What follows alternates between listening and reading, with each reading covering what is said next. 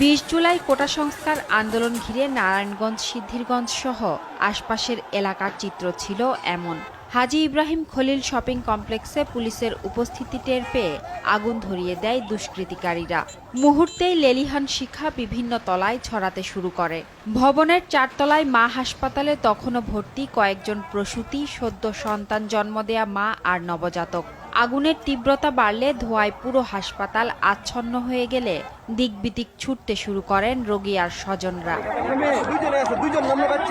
Police আর হাসপাতালের কর্তব্যরতদের সহায়তায় সেদিন রক্ষা পান 17 রোগী ও স্বজন।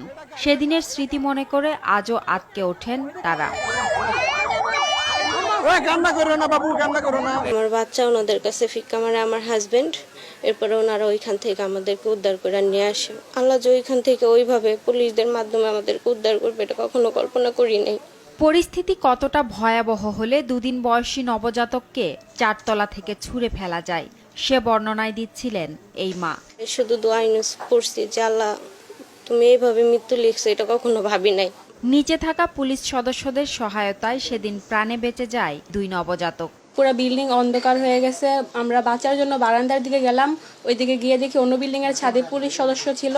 তারপরে ওনাদের কাছে আমি আমার বাচ্চাকে নিক্ষেপ করছি, ওনারা আমার বাচ্চাকে কোলে নিয়ে পরে গাড়িতে রাখছে। সিঁড়িতে তো নামার মতো পরিস্থিতি ছিল না, কোথাও কোনো দিক দিয়ে না। তো ওখানে এক ডক্টর ছিল, উনি ওই সিলিন্ডারের বোতল নিয়ে আপনার গ্রিলটারে ভাঙে দেওয়ার পরে ওরা এখান থেকে মানে সবাই সবার জীবন নিয়ে মানে বাঁচার চেষ্টা করে। বাইরে থেকে ঢিলা, এদিকে পুলিশ আছে, তখন আমরা পুলিশকে বলে যে ভাই আমাদেরকে হেল্প করে।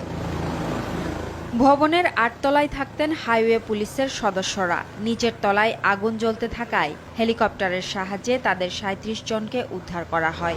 ফোর্স এবং অফিসার আমরা ওই কক্ষে আমরা থাকতে না পারে আগুনের তাপে ধোঁয়া আচ্ছন্ন অবস্থায় তখন আমরা অফিসার ফোর্স এবং আমাদের অস্ত্রগুলি নিয়ে আমরা 10 তলার ছাদে উঠে চলে যাই। আমরা আর ওখানে টিকতে পারতেছি না, আমাদের মানে জীবন বিপন্ন হওয়ার পথে।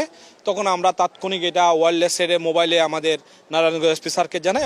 সহিংসতার 5 দিনে নারায়ণগঞ্জের সরকারি বেসরকারি আরও 13টি স্থাপনায় হামলা চালানো হয়। পাসপোর্ট অফিসের আগুনে পুড়ে যায় প্রায় 7,000 পাসপোর্ট। ক্ষয়ক্ষতির মোট পরিমাণ 250 কোটি টাকারও বেশি।